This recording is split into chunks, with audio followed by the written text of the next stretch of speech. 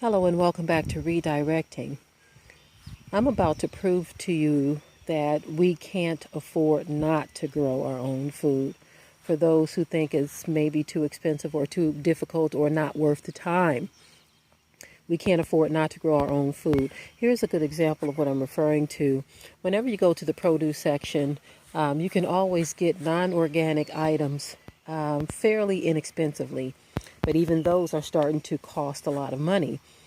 But something like organic lettuce, you're going to pay a nice premium for a small portion. And if you have a large family and you get one head or two heads or bushels, I'll say, depending on what kind of lettuce you get. This is Parris Island lettuce right here. And that can be pretty expensive, especially if you're trying to get enough for a large family.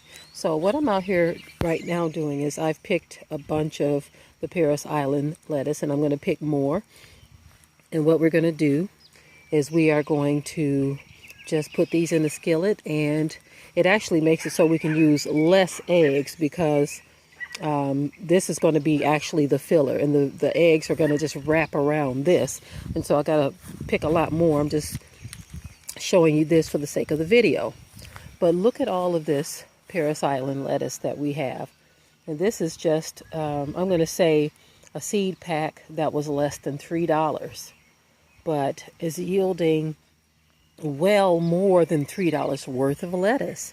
So this is why we can't afford not to grow our own food. We can't afford not to, because the seed pack that is, say, around $3 or less of organic lettuce is producing hundreds of dollars worth of Parris Island lettuce.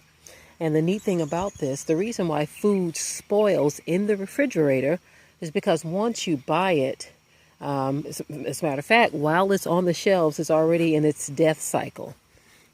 This is why they have to preserve a lot of foods, because once you pick it from the garden, that's it. It's starting that decomposing cycle. And so a lot of food tends to rot in refrigerators, especially vegetables.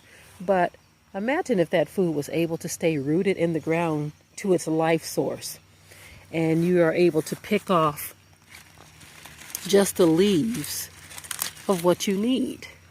You see, now that food is still attached. The root of that plant is still attached in the ground, still producing, still growing, and still able to produce more food for you. And so we're not afforded that when we have to go to the grocery stores. So we can't afford not to grow our own food, family. We can't afford not to, even with eggs and things of that nature. A lot of our chickens, excuse me, that loud vehicle just went past. Our chickens produce, I'm going to say, over 100 eggs or more every few days. And even our quail. Although there was a snake that got inside of the quail enclosure, and he had his little way, but we got rid of him. But anyway, back to producing your own food. Those chickens give us the eggs that we need, and everyone knows that organic organic eggs are very expensive. And so if you have your own birds that are producing eggs for you, you have yourself a meal. And so here we are. We have the Parris Island lettuce, or whatever greens you have in your garden will suffice. It doesn't just have to be lettuce. It could be spinach. We planted some corn in this area too. But it could be spinach. It can be kale. It could be anything that you are growing, any greens that you are growing. It can even be your tomatoes. But anything in your garden that you want to put down inside of that egg dish, you have breakfast right at home. Breakfast right at home. And you have saved yourself a ton of money. Now, we went past a farmer's market yesterday, and they had a lot of very mature food already that was locally grown. Locally grown. And I said, wow. And of course, it was because they have grow tunnels, which are greenhouses. And I said, that is what we need to do. Grow tunnels you can build very inexpensively, and it's worth it. It's worth the time and the effort. But with those grow tunnels, you will be able to get a jump start on growing. And so they started early in the year. They started in the winter time. And I said, this is what we all need to consider doing, because we are actually wasting money when we continue to depend on grocery stores, because their prices fluctuate based on what's going on in the economy. But if we can get to the point where we are able to produce our own food, then we are doing good. We have a lot of vining things that we've planted, like that right there. We have various squashes and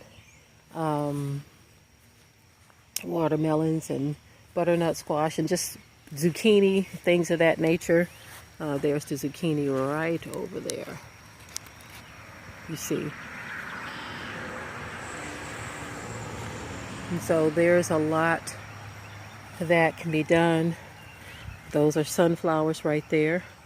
They've been growing really fast. We just put those in, I'd say less than a week ago, and see how tall they are. And even with the, let me just cut across here real quick.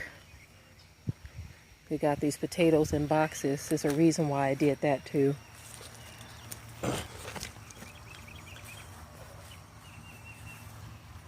But yeah, you can see all of the little flowers under there for the zucchini. The bees just kind of pollinate all of that, and then we just take the vegetables off when it is finished. Those beautiful flowers right there. But we just put this in within the past 3 days, and we are giving the raised bed, self-contained straw bale garden a run. We're going to see what this is like. These were organic bales, so when they decompose down, they will eventually become soil over time. And of course, we topped it with our own soil and compost so that, excuse me, so that we can start growing on them. Okay. But we are doing everything that we can, family. This is self-contained, basically means that this is the raised bed and it's the source of what we're planting in. We planted some corn down in the midsection of this area here, and the tops, we just put the soil right there, and eventually we're going to plant down in these little cinder blocks that are on the ends. Okay, we did that before. And this area here, we're going to transplant our grapevines when we get a chance. But for now, we just transplanted them into containers so that they are being fed and all of that and able to grow in the containers until we can get things just right.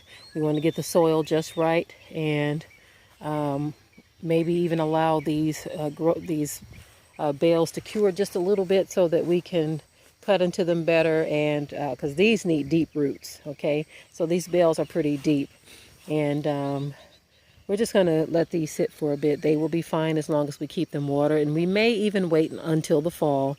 Not sure at this point, but we may wait until the fall before we transplant these in. But anyway, this is just a quick garden update, family, to encourage those of you who are already gardening, and those of you who are considering it, and those of you who are on the fence. We can't afford not to. Even these blueberry bushes, we bought a bunch of these because we said, okay, I tell you what, when we buy blueberries, they are so very expensive. But if we can get ourselves to the point of producing much of this on our own, then we will save ourselves a lot of money and heartache when the grocery stores no longer have these things. And there's just a lot to consider, family, a lot to consider. You don't need a whole lot of land either to do what we're doing. I like to watch videos on YouTube, and many of those videos, they show gardeners or farmers who have an acre or less, and they're producing a lot of food. There's one family that we watched, they have 1/4 acre, so that's a fourth of an acre. And when you consider the fact that their house takes up much of that space, then you understand that they're working with a very little bit of space, but they utilize vertical growing and all kinds of things. They use containers, and they grow up the sides of fences, and just a number of different things they are doing to make it well worth the effort to grow food on a very small space. So I'm going to go ahead and close out this video, and I want you to be encouraged, family.